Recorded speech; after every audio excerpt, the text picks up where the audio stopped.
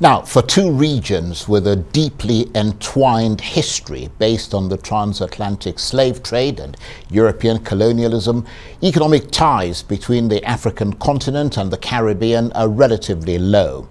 Is that about to change, though? The AFRICARIBBEAN Trade and Investment Forum seeks to do exactly that. It's been taking place in Barbados and has been organized by the African Export-Import Bank, or AFRICIM Bank, alongside the government of Barbados. It's the first ever Africa-Caribbean Trade and Investment Forum, and it's attempting to close a 500-year gap. But beyond the economic, it has political undertones, echoing the words of the late, great Pan-Africanist Kwame Nkrumah, who famously said that all people of African descent, whether they live in North or South America, the Caribbean, or in any part of the world, are Africans and belong to the African nation. So, after the inhumanity and vicious evil of the commerce of the transatlantic slave trade, is it now time to repair that gigantic rupture with the mother continent with a new type of commercial and investment channel? Well, for more on this, I'm joined now in the studio by the Jamaican poet, author, playwright and journalist Lindsay Barrett, who, as we mentioned at the outset, is this year marking 56 years since he first came to Nigeria and never left, and by the international economist and political analyst C.Udchuk, who's also CEO at Business Africa Events Limited. Gentlemen, thank you very much indeed. And congratulations, 56 years. That's a long time to tolerate Nigeria. But for Nigeria to tolerate me. that's a good point. But tell us about the intention, Lindsay, behind this forum. I understand it's essentially an opportunity to reconnect Africa and the Caribbean community. Well, Charles, it's so long overdue. Since the independence movement of the 50s and 60s, we've been talking about renewing the African connection. But it has been very informal.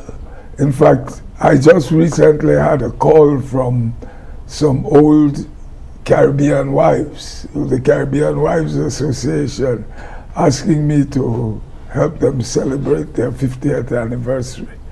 And it dawned on me that when they came and married African men, it was seen as a very strange event, because most of us came from the Caribbean with no idea of what Africa was about. No idea at all. We were not taught, our school did not teach us about Africa, but we knew that our ancestry was African. Now it is not the issue of the ancestry that's at stake, it's the issue of existence. Can we exist as autonomous communities together? And I'll tell you, one of the problems that I hope this kind of meeting will settle is the fact that when it was time to enslave Africans, the travel between Africa and the Caribbean was easy. Today, if I want to go to the Caribbean, I have to take a plane to somewhere in Europe and pay a lot of money before I'll get down back to Jamaica or somewhere. So there are issues that need to be discussed, and we must thank Mayor Motley, the head of state of Barbados, for this wonderful initiative, and also from the African side, the AFRICIM Bank. What is particularly interesting about this is that it is a partnership between the private sector and the official sector there. We hope it will develop. But this is really a great initiative, long overdue. And C.Udchuk, the idea is to create trade and investment opportunities that can be exploited between the two regions. Currently, trade is embarrassingly low, and both regions largely focus on other partners from other parts of the world. Do you share the belief that there are big opportunities to stimulate and advance trade and investment between the two regions? Yes, indeed, Charles. Thank you. I think that this is an excellent initiative from AFRICARIBBEAN and the government of Barbados. It's opened a whole new world, a world that has always existed, because there's always been great collaboration between the intellectuals of African descent and Caribbean writers from the early days. And so, even on the cultural side, with Peter Tosh, Bob Marley, and a whole lot of, I love Peter Tosh. These guys have all had deep connections to Africa, and Africans have championed them globally. So, to come to the stage today in 2022, where trade and investment ties are being strengthened, and collaboration between the public and private sector is being formalized through AFRICARIBBEAN and engagement with the Caribbean countries. It's excellent. Today, trade and investment volume, I think Africa export is at about $254 million at the latest figures, and Africa-Caribbean, I mean, the Caribbean export to Africa has been at about 449 million. But there are a lot of competitive advantages that will come from these relationships, particularly not just in terms of commodities exchange, in terms of what is much produced or accessible in the Caribbean compared to Africa, but the service sector in the Caribbean are at a very advanced level. With a population of under 50 million, they're able to host 30 million visitors, well over 30 million visitors every year, raking in about $59 billion, well over 12% of the world's travel market. So on the African market, this is just about the early stages of hotels and tourism and travel development. And so there's a lot of capacity exchange that will come from building this relationship. Africa has a population of about 1.3 billion. Imagine what if we had a third of that traveling to and from the Caribbean, even just in the first instance, visit the islands, about 700 islands there are to visit. You know, they have some of the best hotels in the world, about 275 5- to 7-star hotels. Well, to me, to be honest, it's the best holiday destination well, yes, in the world. But I mean, being an in-law, you would that's that's from the Caribbean. Was an in-law. Okay. I'm afraid life has moved on since then. But I mean, that's the advantage for the Caribbean. What's the advantage for Africa? Because I mean, you know, we've got very good, reasonably pretty good banking services for financial services in places like Nigeria and all the rest of it, and that could also add, you know, to the Caribbean as well as the value chain and all the rest of it. Well, true, Charles, because this is coming at an early stage. As I say, it opens up a whole new world. Africa is at the early stages of its free trade area, opening up a market of about 1.3 billion people. Yes, and I want to talk about that a little bit later. It gives the Caribbean countries access to this market because on the strength of the partnership that will be developed, they will have, at the AU level, access to the entire continent. And so it's huge. They've had, as I tried to illustrate earlier, a head start in development of agriculture on a grand scale. They have knowledge about the development of large-scale plantations and management of the same for almost everything conceivable. They also have, you know, medium to large-scale enterprises that are in the value chain development, but not as advanced as they are in Asia and, say, maybe Europe. So there's a lot of synergy there. And opportunities for liberal access to develop trade and investment ties. Absolutely. And also, they have an edge against, you know, over Africa in terms of private wealth management, because a lot of the islands provide services to high-end wealth management services to the wealthy. If you want to hide your money, you can go. Go to Bahamas. You know, so there's a lot of private wealth management services that is available for African banks and financial institutions to tap into.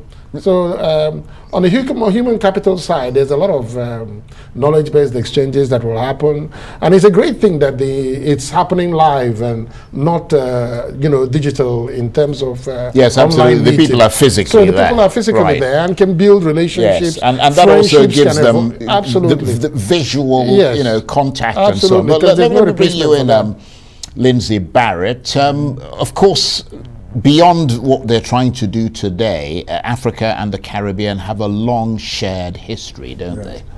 Well, Charles, one of the things I hope everybody in Africa realizes is that the lady, Mia Mottley, who has made Barbados available for this, has really changed history incredibly recently. Mrs. Mottley is head of a country that during the colonial era we called Little England in the Caribbean.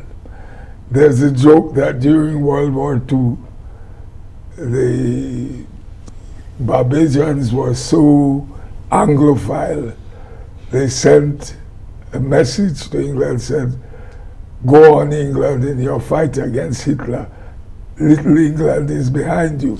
And Hitler, on hearing that, thought you just sent a U-boat and blew to disappear the place, basically. Sink it. But that's the country that today has just become the first republic of the... Absolutely. Not the first, but one of the earliest republics in the Caribbean. Mia Mottley has been very active in talking about the links that history brought in the Caribbean to Africa. And as the gentleman said, what we need to do is find synergy between our various abilities. And yes, the Caribbean can offer expertise in tourism, in hospitality, in business management, and so on. But more than that, as populations grow, in future we're going to have markets all over the world looking for new buyers. And if for Africa and the Caribbean to operate as one market is very important for the future. Absolutely. One marketing group, let me put it that way. So what we're trying to see happen here, and I should hope that they're going to get in touch with groups like ECOWAS, the East African Development Group. I think they already have connections and a place in the African Union, don't they? To see this now become a regular event. Yeah. But let's hope it doesn't just become a one-off. Yes, just a talking shop. And Christian, how do you account for the fact that these links between the two regions are relatively weak at present? I mean, is a lot of it simply geographic, that it makes more sense to trade with your immediate neighbors? Well, the geographical proximity to America and Latin America accounts for the focus of a lot of the Caribbean countries, and also the old mother country of the United Kingdom and Europe, from which a lot of the Caribbean countries are now looking to review and reorganize their relationships politically and all. Yes, that has been part of the main reason. And the travel schedules in terms of travel by air, by sea, and perhaps by land, where there are continental land links, has focused mainly on Europe and North America. So I think that one of the most significant priority investments that needs to happen, an agreement that needs to be signed and developed, is to ensure that there are easier routes of direct linkages. Absolutely. Flights, travel. Well, the Jamaicans have been trying to do that, to be fair. The Jamaican High Commissioner to Nigeria, Esmond Reed, is one of the people who, I mean, he, working with the Foreign Ministry, tried to set up inaugural flights, direct flights to Jamaica. Transportation is a priority area of investment, so that the people in the Caribbean are able to fly into Africa, have a taste of the air and the food and the music and sound and sights of the continent, and physically experience that which they have also spiritually celebrated for many, many decades. So if we have a freer flow of traffic between the two countries, between the two continents, I think that naturally you will see trade and investment blossom. It's as I said, we have on the continent over 1 billion people. If we have a tenth of that going to the Caribbean, the economy will explode and immense wealth to be created on the Caribbean side. And the more that travel and friendships are built, the more you will have greater migrations of people from the Caribbean continent coming over to Africa. And, the synergy between the two is not just that will evolve, it's not just on the trade and investment side, but in a whole lot of other international forum at the UN and other global bilateral and multilateral organizations. There'll be a synergistic, alliance and coordination between both peoples, which means that perhaps we're able to negotiate stronger and gain access to technology and, especially high-end technology that is important for all the continents to develop. All the old barriers that have stood in the way of the advancement and development of peoples around the world have to be crushed. And the only way you can crush that is if you are united in your focus and purpose. So this distinctive initiative from the AFRICARIBBEAN Bank reaching out to the Caribbean nation of Barbados, or whichever way the traffic for that this opportunity has evolved, it's a fantastic thing, and it should be sustained for as long as possible. And we should be mindful of some of the pitfalls that may come from continents or peoples who may feel that absolutely there's a shift. And hopefully, Lindsay, it's not Barbados Africa, it's Caribbean Africa. And of course, he was just talking about, Christian was talking about all the opportunities that are sort of available across the Caribbean and Africa, but you can also use, Africans can also use the Caribbean as a platform to, for instance, enter the Latin American and North American market, can't they? Because actually, what they need to do is to develop and prioritize our interests. And definitely, what he says about cultural synergy is very important for a start. It's a form of trade. Culture is... Oh, absolutely, yes. It can't be traded. And so, let's hope that this initiative will grow. One of the problems we've had that has taken us so long is that we've had a lot of initiatives and ideas, but they have not been grown. This time, it seems with the interests of AFRICARIBBEAN Bank in this, that this... Yes, and I understand AFRICARIBBEAN Bank has already put up over $1 billion in support of this project, so people can tap into that as a way of trying to grow businesses that would be operating in both Africa and the Caribbean. So that clearly is a very significant development, because you've really got to have the financial support to get into it and to entice people who may not necessarily see the Caribbean as a very big market. But the point, again, as we mentioned, is that it's a means to get to, because the Caribbean countries have free trade agreements and arrangements with North America, Latin America, and so on. And if you situated your industries in the Caribbean, you will have access to the same markets. But you mentioned, Christian, at the outset, the African Continental Free Trade Area. Has the creation of that changed anything in terms of the sorts of opportunities African countries are able to push forward? Because, it integrates Africa, and as you said, creates a common market of 1.3 billion people. Yes, well, it hasn't taken off, really, let's face it. It is taking off, because, like they say, the Chinese will say that the journey of 1,000 miles begins with the first step. You know, and the African Union and the nations of Africa have taken the first significant step of signing up to the Africa Free Trade Area. The African passport is evolving and in development, and I understand it will soon be available to any African and many, you know, countries that want to obtain it for their citizens, just like the EU passport. And one of the things that would then need to happen, really, is that all land, sea, and air routes across the African continent will have to be developed and opened up. So it should be easy to get in your Hummer truck from Abuja and drive all the way to Cape Town, you know. Hoping that there's a road that takes you this is part of all the infrastructure that needs to be developed. Yeah. So with the free trade area, take a long time. With the free trade area, Africa has an opportunity. The entire continent is like a virgin canvas, okay? People can do all kinds of things. I mean, we need builders of modern Africa, people who will build railroads from Abuja to Cape Town to Cairo to Senegal and the entire East Africa.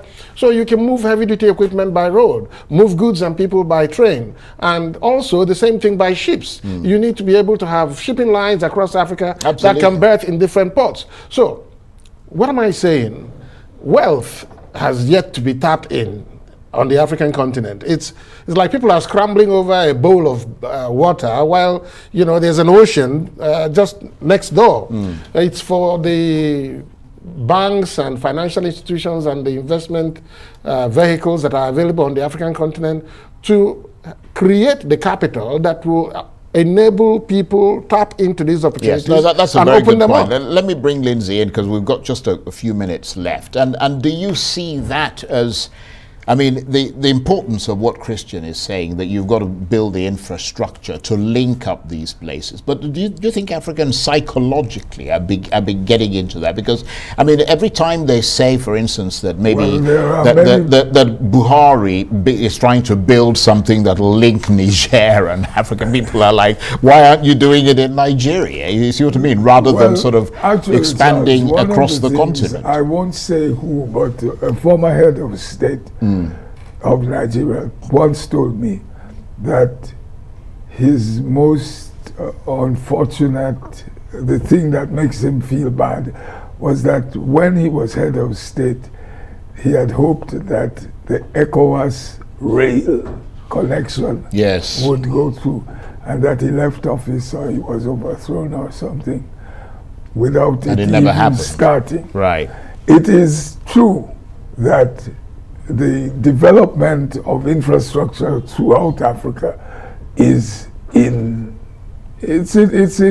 been dreaming of it, but it will help to make people in the Caribbean think more about partnership with Africa. Absolutely. If Africa develops that's a very good point.